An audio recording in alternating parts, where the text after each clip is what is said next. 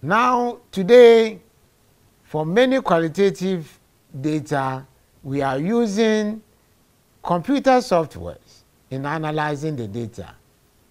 Now, there are different types of softwares that we use to transcribe the data. These include word processors, text retrievers, text page managers, code and retrieve programs, code-based theory builders, and conceptual network builders. All these can be applied in one form or the other. For word processes, you can begin with capturing the data as a Word document and using the features in Word, either Microsoft or any, to do simple analysis. In text retrievers, we are looking at information that the words and phrases in the text can be input into the system as one file or several files. These allow you to sort the resulting passages into different output files and reports.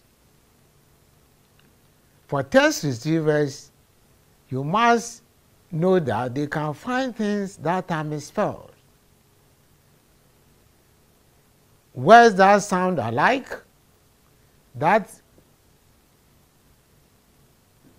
there are certain words that may also mean the same thing or have certain patterns. Some of the text retrievers that are common are Sonar Professional, the Text Collector, and Orbis. So as students of qualitative research, you must be able to sometimes have access to these in order for us to have easy data organization and analysis. Then we also have text-based managers. These are also software that can quickly organize and sort the data in a variety of ways and retrieve it according to different criteria.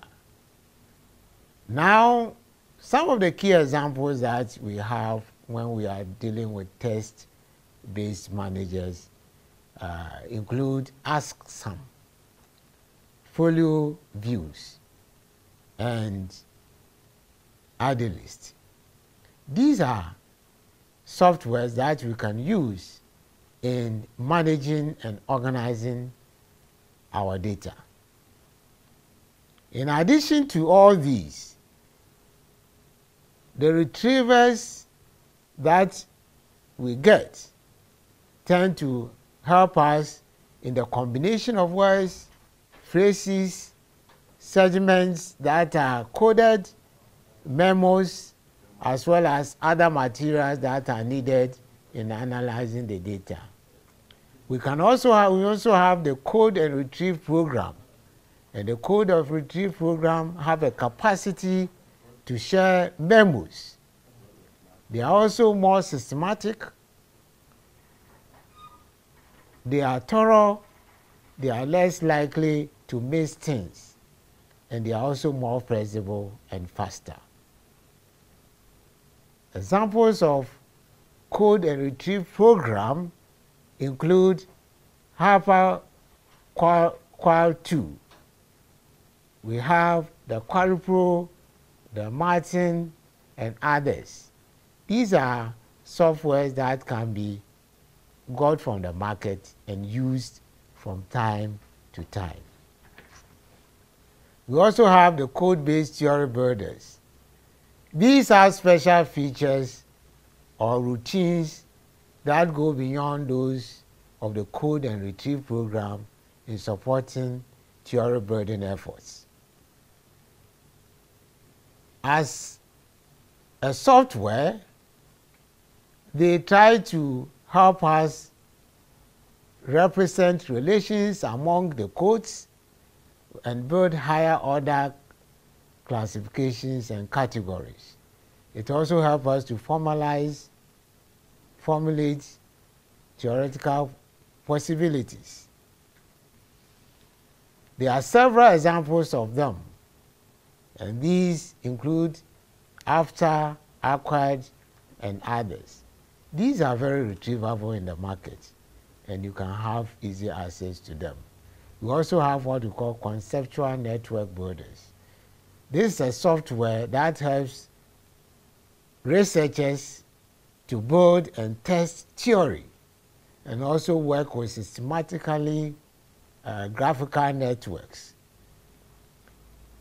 As we represent the data, it also tells us about how we can establish relationships among concepts.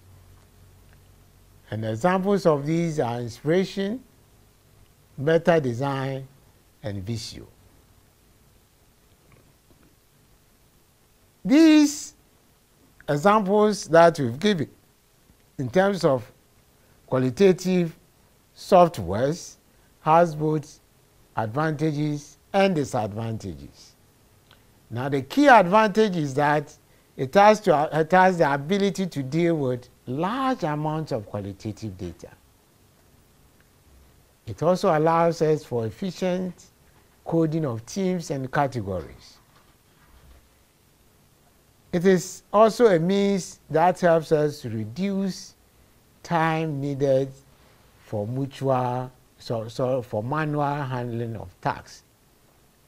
And it also helps us to provide more rigorous analysis of data, and we can also audit our analysis as we go along from one information to the other. But for everything that is good, there are some bad elements that may be attached. And so for qualitative data analysis softwares, they also have some shortfalls attached to them.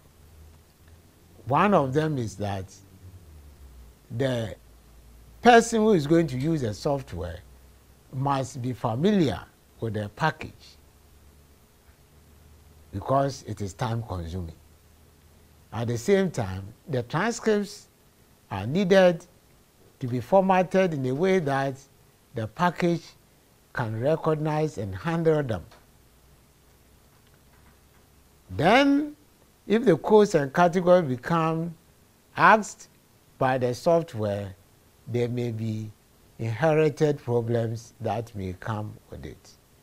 And at the same time, we work with the data, and as we conceptualize data on the computer screen, it can be difficult trying to visualize and conceptualize everything that you have in terms of the data.